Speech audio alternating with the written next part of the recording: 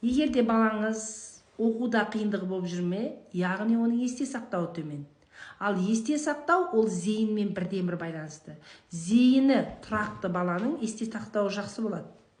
Егер де балаңыздың зейінін тұрақтандырғыңыз келсе, балаңызға нақты және қысқа тапсырма беріңіз. Сол тапсырмалардың бірін мен қазір айтам, өте қызықты, балаңызға жасатыңыз. Ол үшін балаңыздың қолында қалам және ақ бет қағаз, секундомер болса болғаны.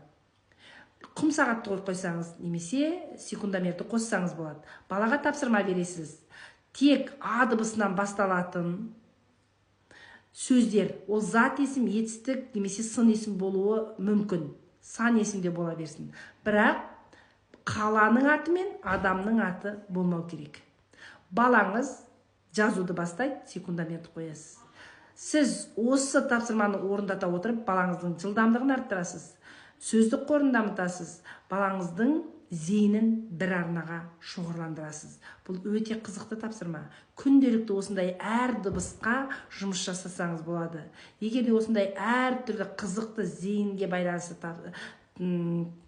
тапсырмалар керек болса, маған лайк басуды ұмытпаңыз, зейін деп жазып кетіңіз. Бұл өте қызықты, балаңызбен бірге жұмыс жасап көріңіз.